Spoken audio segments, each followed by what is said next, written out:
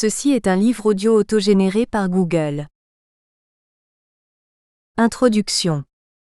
Georges Eidé. Le temps de la modernité a fait son temps.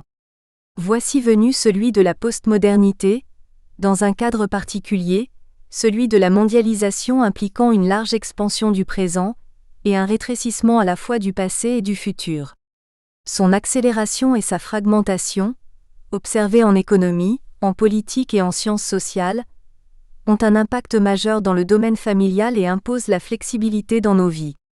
La vitesse devient un atout incontournable. Car un des signes les plus importants de la réussite est de décider de sa propre vitesse, ou de s'en échapper. Le plus rapide sera le meilleur. Ce n'est plus forcément l'expérience, mais la capacité de traiter un maximum d'informations à la fois qui va permettre de saisir les opportunités, dans le cadre d'une volatilité accrue. Certains, de plus en plus nombreux, auront plusieurs vies en une et ne cesseront de se redéfinir encore et encore, pour se rapprocher au maximum d'une identité dite authentique. Cette temporalité surtout physico-numérique, fondée sur le web, a donc un effet significatif sur la reconfiguration du social et du personnel. Nous sommes de plus en plus dans un monde et dans des familles en réseau. Les distances deviennent des sites de coprésence, ce qui change le sens de la réalité physique. Nous voilà au-delà de ce que Benjamin Franklin avait annoncé, que le temps c'est de l'argent, ou de ce que John Kennedy avait conseillé en 1961 à ses concitoyens, qu'ils devraient utiliser le temps comme un outil et non comme un divan. Nous évoluons dans ce que nous avons appelé dans notre contribution, dans le temps préventif, produit des nouvelles technologies de l'information et de la communication électronique, NTICE. Un temps capable de construire un vécu de simultanéité et de déstabiliser les principes de causalité séquentielle et linéaire. Un temps qui ébranle la logique de plan en général, et le plan de vie en particulier, c'est-à-dire le lien entre plan et avenir, en parallèle avec la disparition de l'idéologie du progrès. L'économie n'échappe pas à cette logique puisqu'elle opte de plus en plus pour une forme modifiée de la schématisation du temps. L'organisation séquentielle de l'activité est complétée par la simultanéité des opérations, la production stratégique de discontinuité, l'utilisation de fenêtres temporelles stratégiques, ainsi que l'adoption d'une conception du temps en perspective par opposition à une schématisation du temps en période. Autrement dit, les entreprises sont passées de l'industrial engineering au simultaneous engineering, puis au reverse engineering. Concernant ce dernier développement, le processus de planification part dorénavant du résultat, donc du client et du marché. C'est-à-dire que les structures d'organisation et de production sont conçues de plus en plus comme des variables dépendantes, et non l'inverse, comme c'est le cas avec les NTICE, dans tous les domaines en général, et non seulement en économie. Le temps préventif, le temps postmoderne, est une forme d'instanciation, l'équivalent temporel de ce qu'Anthony Giddens décrit comme distanciation. Cette capacité actuelle de toute chose à se retrouver n'importe où. La distance comme barrière disparaît dans un monde de communication et de voyage instantané et massif. De même, le temps n'est plus un obstacle pour vivre simultanément des événements qui se déroulent n'importe où dans le monde.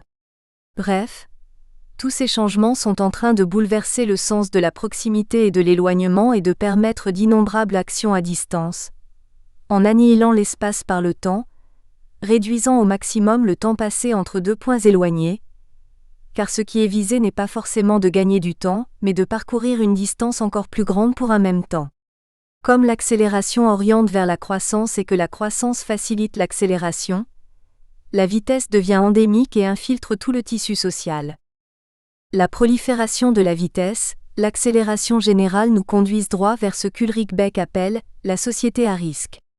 Si la société moderne classique opère avec un risque calculé, car contrôlable, la postmodernité est en train de nous introduire dans le risque incontrôlable, où les experts aujourd'hui sont parfois obligés de feindre de contrôler l'incontrôlable, en sciences, en politique, en technologie, en économie.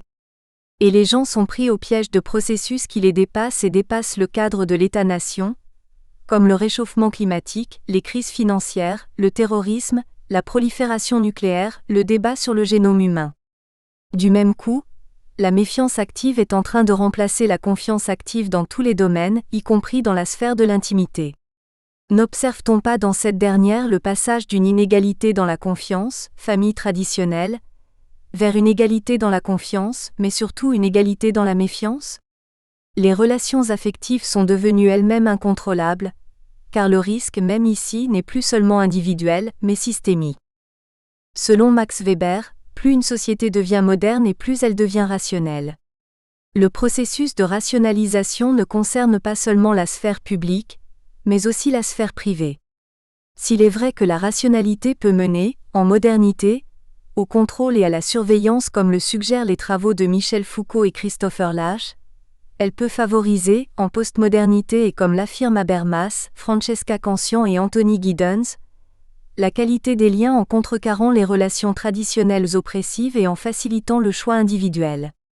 Elle peut aussi être présente, c'est la thèse d'Ulrich Beck et d'Elisabeth Beck-Gernsheim, pour parer au provisoire et au volatile dans l'intime et gérer le risque de plus en plus consubstantiel aux relations affectives. Le concept de risque, cher au Beck, est au cœur de cette dernière analyse qui nous paraît très pertinente.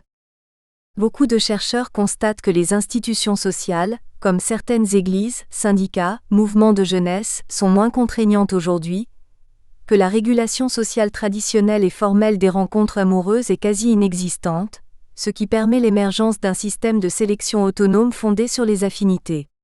Cela va accroître le risque dans la quête du bon partenaire et aboutir à une relation de qualité en cohérence avec les valeurs de la démocratie, d'autant qu'il s'agit d'un choix personnel, gagnant ou perdant et engageant la responsabilité individuelle.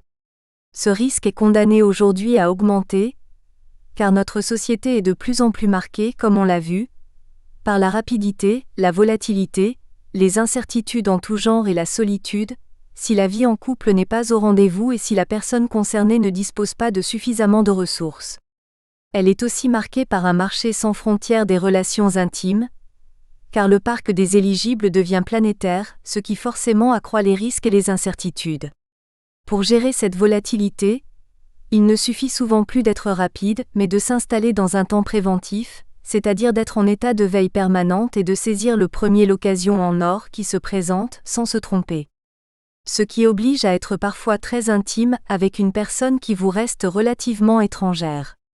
Ce fonctionnement peut alors malmener, voire déstructurer, l'identité de la personne si elle se trompe. Pour toutes ces raisons, la personne a recours à une assistance rationalisée, scientifique et technique, pour gérer aujourd'hui le risque inhérent à la relation affective, sur le modèle de la gestion du risque en économie, dans le secteur bancaire pour tout ce qui est prêt financier par exemple ou dans la guerre contre le terrorisme. Dans tous ces cas, il y a insaisissable, mais réel, un objet amoureux, marchand, financier ou terroriste qui flotte à l'horizon. Comment faire pour l'abattre avant d'être abattu? La technique du profilage s'impose, vu la brièveté entre décision et exécution, avec des critères techniquement très pointus, souvent quantifiables.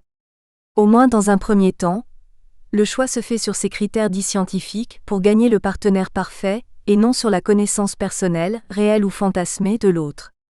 Le profilage, qui traduit donc un glissement d'une connaissance réelle de l'autre dans un temps réel, vers une technique qui chosifie l'autre en lui donnant un nombre de points sur une échelle de risque, et qui tente à se généraliser dans certains secteurs, devient un nouveau rituel, un mythe culturel contemporain, la réponse qui paraît la plus adéquate à des situations incontrôlables. Il est probablement, comme le dit M. Foucault, une nouvelle technologie de l'identité. On est bien dans un temps préventif, résultat d'une vitesse et d'une accélération telle que le présent est projeté souvent dans le futur, où les effets déclenchent la cause et non l'inverse. Le présent n'est donc plus l'extension du passé, mais le prélude du futur, voire un présent déjà futur. Nous venons de voir comment l'effondrement du contrôle institutionnel traditionnel, la montée de l'identité individuelle et de la rationalité, en postmodernité, ont augmenté le niveau du risque et orienté vers des réponses dites rationnelles qui peuvent nous apaiser ou rassurer momentanément, à partir du moment où les procédures appropriées dans les rencontres amoureuses ont été bien respectées et suivies. Et si les enjeux économiques et éducatifs ont diminué avec le temps, le script amoureux reste, lui, le fondement de toute relation affective, avec ou sans mariage. Au final, nous nous trouvons devant une contradiction majeure. D'un côté, des techniques de sélection de plus en plus rationnelles, et de l'autre un sentiment amoureux dont la nature est profondément irrationnelle. Beck ne parle-t-il pas à ce sujet, et pour reprendre le titre de l'un de ses ouvrages, du chaos normal de l'amour. C'est pourquoi les gens négocient et renégocient en permanence aujourd'hui ce paradoxe de l'amour, sans forcément réduire les risques, mais bien au contraire en les aggravant. Porté par un système d'information ouvert qui favorise la vitesse et l'accélération, la sphère publique comme privée est gouvernée par un temps préventif qui génère de l'incertitude, laquelle à son tour incite au contrôle par le biais du bricolage et du profilage. Chacune et chacun des co-auteurs de cet ouvrage éclaire à sa manière un aspect de cette problématique, un trait de la relation entre famille et économie réflexive du temps. En mobilisant tous les champs disciplinaires, nous avons voulu permettre à toutes les voix de s'exprimer le plus librement possible, dans un contexte d'incertitude et de volatilité croissante. Mise en contexte. L'Institut des sciences de la famille, acteur de son temps. Emma Gounod, héritière et pionnière. Bernadette Anglerot. Emma Gounod, professeure à la faculté catholique de droit à 22 ans, secrétaire générale des Semaines sociales de France à 36 ans, s'illustre dans une carrière d'autant plus brillante qu'elle s'exprime dans des bastions masculins. Pourtant, Emma Gounod n'est pas une boule de feu, elle se place dans un héritage, celui de son père, juriste et militant du catholicisme social, héritage qu'elle sait respecter et adapter aux demandes de la société contemporaine. L'Institut des sciences de la famille est une de ses réalisations, à la croisée d'une histoire et d'une réponse aux évolutions sociales. Le terreau du catholicisme social. Emmanuel Gounod appartient à ce milieu de jeunes catholiques, mis en route par Rerum Novarum, dans le sillage de la chronique sociale, initiée par Victor Berne et Marius Gonin. Il appartient à la même génération que Joseph Vialatou, René Biot, pour qui la chronique est un lieu de réflexion et d'engagement. Juriste, il met ses compétences en droit au service de la chronique et des nouvelles semaines sociales. En 1936, Emmanuel Gounod se rend aux Semaines sociales de France, accompagné de sa fille aînée, Emma, alors âgée de 19 ans et étudiante en droit. Puis vient la guerre, durant laquelle la passation des responsabilités entre le père et la fille va s'opérer dans tous les domaines. En 1939, Emmanuel Gounod étant mobilisé, Emma, sur demande du recteur de la faculté catholique de droit, reprend son enseignement, mais l'intérim durera jusqu'en 1984. 1939 est aussi la date de la première intervention de la jeune femme à la chronique sociale sur le droit du travail. Elle y créera un cercle féminin de réflexion sur le modèle du cercle Marius Gonin, lieu de réflexion ouvert aux jeunes hommes. Cette initiative lui vaut, sur demande du cardinal Gerlier, de devenir représentant des différents mouvements chrétiens de jeunes qui s'étaient repliés sur Lyon. Si, dans un premier temps, Emma Gounod fait figure de substitut de son père, elle acquiert vite une légitimité, de sorte qu'après-guerre, elle conserve les places acquises, demeurant enseignante à la faculté et jouant un rôle majeur dans les différentes instances du catholicisme social, tandis que les cercles gonins deviennent un carrefour mixte. Elle collabore avec Joseph Folliet qui est à la tête de la chronique sociale et secrétaire général des Semaines sociales de France. En 1952, deux femmes, Emma et Hélène Caron, entrent dans la commission générale. L'année suivante, Emma devient secrétaire générale des Semaines sociales de France dans un contexte d'après-guerre où le mouvement est à la recherche d'un nouveau souffle. Emma reste à ce poste jusqu'en 1972, date à laquelle les Semaines sociales de France se mettent en sommeil. Dans ces années 1970, chahutée par le contexte général, c'est aussi la chronique sociale qui s'étiole. Son héritage se transmet cependant dans des réalisations telles que l'Institut des sciences de la famille que dirige Emma Gounod. Le catholicisme social a constitué un terreau qui a nourri l'action des Gounod et leur engagement dans le domaine du droit de la famille.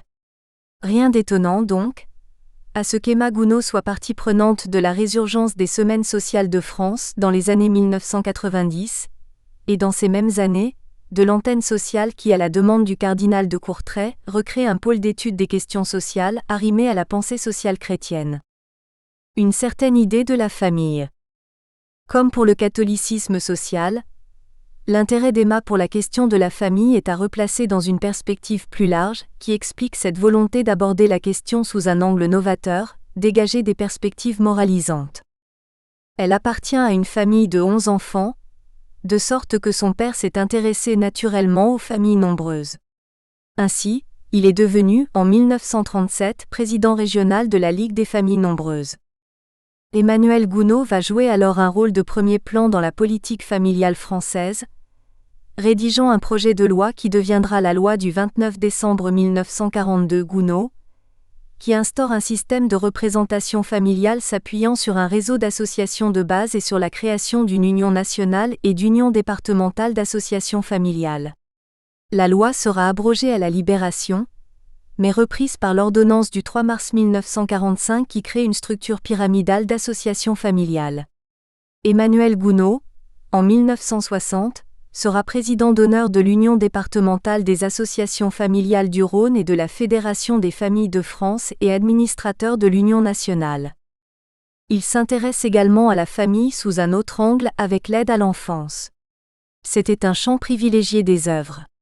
En 1942, se met en place une coordination entre les œuvres et les instances publiques qui aboutit à la création d'associations régionales pour la sauvegarde de l'enfance et de l'adolescence, dont une à Lyon. En février 1943, Emmanuel Gounod prend la présidence de l'association et sera administrateur de la sauvegarde jusqu'à sa mort. Le relais sera ensuite pris par Emma Gounod jusqu'en 1994. Un institut d'études de la famille. En 1948, en annonçant une série de conférences sur la famille à la faculté de droit, Emmanuel Gounod appelait de ses vœux la fondation d'une chaire des sciences familiales. C'est sa fille qui 25 ans plus tard concrétisera ce souhait. Emma Gounod, depuis 1940, est enseignante à la faculté et avocate. Elle plaide dans 2 domaines, les affaires familiales, divorce, violence et les questions politiques. Ce dernier domaine l'a conduite tout d'abord à défendre, en octobre 1942, en binôme avec son père, des résistants, journalistes et diffuseurs de témoignages chrétiens dont Emmanuel Mounier et de combat, pour ensuite, à la Libération, prendre la défense de collaborateurs dans le contexte de l'épuration, puis au moment de la guerre d'Algérie, de membres du FLN. À la mort de son père, en 1960, elle recentre ses activités sur l'enseignement à la faculté et dans des écoles d'assistantes sociales, à commencer par l'école du Sud-Est. Dans ce choix, de nouveau, se croisent catholicisme social et engagement dans les débats contemporains.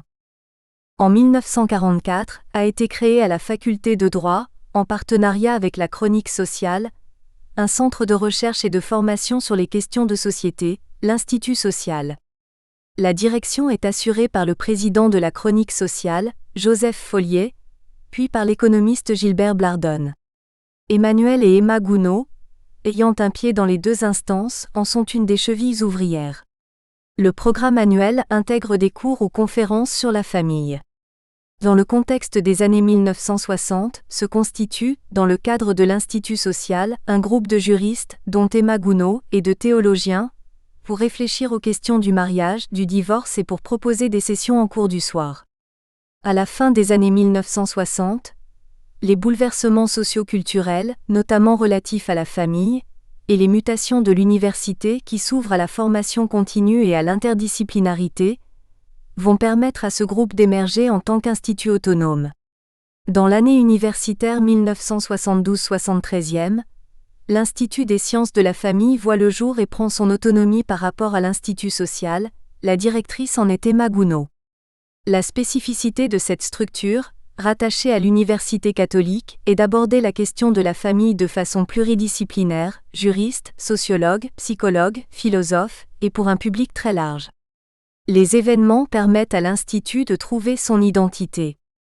De fait, le vote de la loi Veil, en 1975, génère des demandes de formation, notamment en provenance des directions aux affaires sociales pour leurs travailleurs sociaux. L'Institut met alors en place des journées de formation sur les aspects juridiques, philosophiques, psychologiques. Paradoxe qui fait que l'Institut des sciences de la famille acquiert ses lettres de noblesse en travaillant sur l'IVG. La dimension pluridisciplinaire et la volonté de fournir un lieu de formation et d'échange pour dépasser les conflits sur la question de la famille, peuvent être vues comme l'expression du décloisonnement de ces années post-68 tardes, mais aussi comme l'héritage d'une tradition née dans la foulée de Rerum Novarum. En conclusion, Emma Gounod a été une pionnière au milieu du XXe siècle. C'est une des rares femmes parvenant à s'imposer dans le milieu des catholiques sociaux, mais aussi dans le monde universitaire et juridique. Certes, elle s'est inscrite dans les pas de son père, mais en y apportant sa personnalité tant dans son métier d'avocate que d'enseignante. En créant l'Institut des sciences de la famille, Emma Gounod a témoigné de la façon originale dont elle souhaitait s'emparer de la question de la famille pour la faire émerger des débats idéologiques, en l'ancrant dans la société globale et en engageant le dialogue. Au commencement de l'Institut des sciences de la famille. Emma Gounod. Il est toujours dangereux de demander à une personne âgée de raconter ses souvenirs. On s'expose à des défaillances de mémoire, donc à des erreurs, et aussi à des récits interminables. Pour les erreurs, il y a ici des témoins ou acteurs plus jeunes qui pourront rectifier. Pour la longueur, j'essaierai de ne pas m'écarter de mes notes et surtout, je ne vous raconterai pas l'histoire de l'ISF, mais seulement ses origines, c'est-à-dire sa préhistoire et ses premiers pas qui ont précédé sa naissance officielle. On m'a dit en effet que l'ISF avait 20 ans, 40 ans NDR, cette année. Je veux bien l'admettre, mais je le croyais beaucoup plus vieux. C'est qu'en réalité, 1974 est l'année de la déclaration officielle d'un institut qui avait commencé à fonctionner avant. Parlant de préhistoire, je voudrais d'abord noter que ce n'est pas par hasard que le projet d'un institut des sciences de la famille a pu germer et mûrir à Lyon. Le terrain était préparé. Depuis des décennies, à la chronique sociale et aux facultés catholiques, des hommes avaient pensé, écrit, agi dans le domaine de la famille. Moins des philosophes comme Joseph Vialatou, Gabriel Madinier, Jean Lacroix. Des médecins, comme le Dr René Biot et le groupe lyonnais d'études médicales, philosophiques et biologiques. Des juristes, en particulier deux doyens successifs de la faculté catholique de droit, Emmanuel Gounod et Maurice Chavrier, tous deux responsables d'associations familiales et pères de familles nombreuses. Il y avait là toute une tradition, héritière du catholicisme social de Marius Gonin et du personnalisme d'Emmanuel Mounier, dont il ne faut pas oublier qu'il résida et enseigna à Lyon pendant la guerre, jusqu'à son arrestation par la police de Vichy. D'autre part, l'Institut social, créé à la faculté catholique de droit en 1944, avait chaque année à son programme des cours ou conférences sur tel ou tel problème concernant la famille. En 1948, le doyen Emmanuel Gounod annonçant une série de conférences à l'Institut social sur la famille devant les sciences contemporaines, ajoutait « Première étape, espérons-le, vers la fondation d'une véritable chaire des sciences familiales ». C'était en 1948. Cette chaire ne fut jamais créée, mais une idée était lancée. Quelques années plus tard, en 1964, se constituait, à la faculté catholique de droit, un petit groupe de juristes, théologiens et canonistes, pour réfléchir sur les problèmes du mariage et du divorce. À la même époque, des médecins et des théologiens travaillaient sur le thème de la régulation des naissances. C'était avant la loi Neuwirth et aussi avant l'encyclique Humanae Vitae, à un moment où l'on espérait pouvoir exercer une influence sur la prise de position de l'Église. Il y avait là des expériences de travail interdisciplinaires. L'erreur était de penser que le droit ou la médecine pouvaient interpeller directement la théologie. Nous avions oublié la nécessaire médiation de la philosophie. Ce n'est pas de ces rencontres qu'est né directement l'ISF, mais elles montraient du moins le besoin d'un lieu de réflexion et de confrontation sur les problèmes de la famille, et elles étaient la preuve qu'il y avait des personnes prêtes à y travailler. Or il y avait en ce temps-là à Lyon, un responsable de la pastorale familiale qui nourrissait un projet beaucoup plus ambitieux. C'était le père Christian Montfalcon. Comment a-t-il deviné que son projet pouvait m'intéresser ? Je ne sais pas, je sais seulement que nous nous sommes rencontrés. C'était en janvier 1965, chez Georges Cochet, avocat et enseignant comme moi en droit de la famille à la Cato. Christian Montfalcon nous a exposé son projet. J'y ai adhéré et c'est comme cela que tout a commencé, même s'il a fallu du temps pour aboutir. Notons l'année 1965. C'est à cette date que sociologues et démographes, notamment Louis Roussel, situent le début de la rupture constatée par la suite, à la fois dans la courbe démographique et dans les idées sur la famille. C'est en effet l'époque où les jeunes générations de l'après-guerre arrivent à l'âge adulte et refusent le modèle familial que leur proposent leurs parents. Ce changement que les sociologues ont analysé après coup, l'intuition de Christian Montfalcon l'avait pressenti. Son projet présentait, me semble-t-il, deux grandes caractéristiques que je me plais à souligner, car elles ont fait l'originalité de l'ISF. D'une part, il couvrait un domaine très étendu, non seulement le couple, le groupe familial, les problèmes biologiques et juridiques, mais aussi la santé, l'hôpital, le corps, la vieillesse, la ville. Rien de ce qui est humain n'est étranger à la famille, donc ne devait être hors de la compétence de l'ISF. D'autre part, le projet prévoyait un éventail très large de collaborateurs, non seulement des universitaires de disciplines variées, mais aussi des hommes et des femmes de terrain, engagés dans l'action auprès de familles ou de jeunes. Pourquoi ? Voici comment, dans un document de 1967, nous présentions l'objectif. L'ISF veut être un carrefour de rencontres et de confrontations entre spécialistes de diverses sciences humaines, médecins, psychologues, sociologues, juristes, économistes, démographes, urbanistes, etc., et philosophes et théologiens, et avec ceux qui par leur profession ou par leurs engagements ont des responsabilités dans le domaine de l'action familiale et de l'éducation. Il veut notamment susciter une réflexion philosophique et théologique en fonction des données actuelles des sciences de l'homme et des conditions concrètes de la vie des foyers. Réfléchir non pas à partir des principes, mais à partir des réalités vécues par les familles et en découvrir le sens, telle voulait être dès l'origine la démarche de l'ISF. Donc, à partir de 1965, se constitue autour du père Montfalcon un petit groupe de personnes, toutes bénévoles. Nous y trouvons déjà Albert Donval, et nous organisons de 1966 à 1968 quelques sessions en cours du soir pour tester les attentes du public. Nous le faisions dans le cadre de l'Institut social, car il nous fallait un cadre institutionnel, et nous nous baptisions d'abord Institut social, section des sciences familiales, puis l'Institut des sciences familiales. J'avoue que nous ne nous sommes posé aucune question d'épistémologie avant d'utiliser le mot « science ». Le public a répondu très nombreux. Mais c'était un public d'adultes, professionnels de l'action sociale ou de l'éducation, militants associatifs, parents. Or, l'université catholique n'était pas prête à l'époque à accueillir un institut s'adressant à un tel public. On avait alors une autre conception de l'université, la conception généralement admise. L'université est faite pour des étudiants, c'est-à-dire pour des jeunes sortant du bac et préparant des examens. Un institut qui s'adresse à des adultes ne peut pas être universitaire. Devant cette position, faute d'une assise institutionnelle, sans moyens financiers, il était difficile de durer. Ajoutons que, après l'encyclique Humanae Vitae, nous avions quelque peine à trouver des théologiens qui acceptent de travailler avec nous sur les problèmes de la famille. Notre projet a donc été mis quelque temps en sommeil, un peu comme un embryon qui n'aurait pas trouvé de mère porteuse pour l'accueillir. Nous avons juste maintenu quelques cours à l'Institut social. Nous avons pu le ressortir en 1971.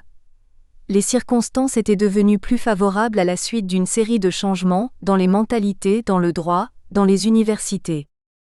1968 avait fait éclater au grand jour toutes les idées nouvelles sur la sexualité et les pratiques nouvelles de vie conjugale. Les théories de Reich sur la révolution sexuelle avaient fait des adeptes. On voyait se développer un phénomène qu'on a d'abord appelé « cohabitation juvénile », avant de devoir renoncer au qualificatif de juvénile quand les cohabitants ont avancé en âge. Il y eut aussi d'éphémères communautés sexuelles.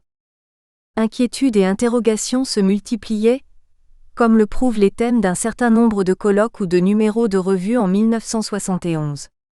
Par exemple, l'avenir du mariage monogame ou le mariage contesté ou fini la famille. Parallèlement, notre droit de la famille, presque immuable depuis Napoléon, se mettait à bouger et des lois nouvelles ou en préparation nous annonçaient une famille sans chef, une famille sans mariage, pendant que l'on commençait à débattre du divorce par consentement mutuel et de la libéralisation de l'avortement. Plus que jamais apparaissait nécessaire l'existence d'un lieu où l'on puisse informer et réfléchir sans passion sur le sens de ces transformations. Or, des changements s'étaient produits dans les universités en général et à la Cato en particulier. Après 1968, l'université française s'interrogeait sur son rôle dans une société en quête de sens. Qu'on se rappelle par exemple les articles de Paul Ricoeur. Le mot pluridisciplinaire était devenu à la mode. Et surtout, il n'était plus farfelu de parler d'adultes à l'université. On commençait à penser que la formation ne s'arrête pas au diplôme, qu'elle doit être continue, permanente.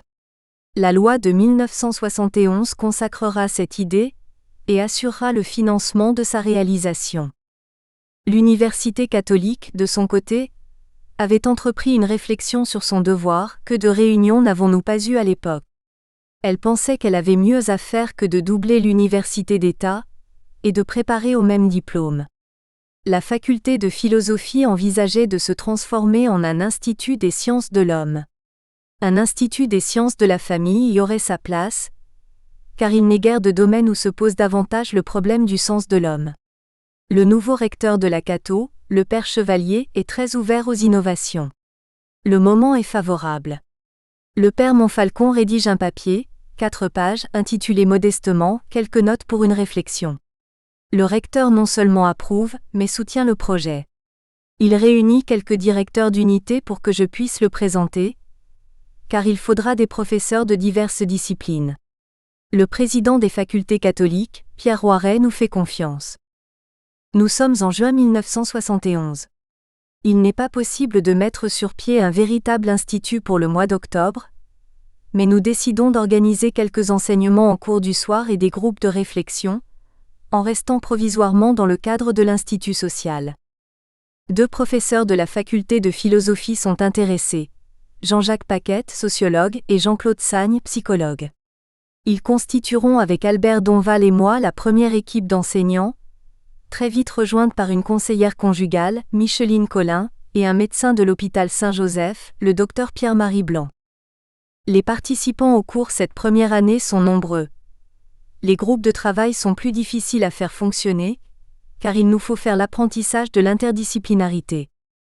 Dès l'année universitaire 1972-1973, l'ISF prend son autonomie vis-à-vis de l'Institut social et se présente au sein de l'Université catholique comme un institut à part entière, même s'il est encore modeste.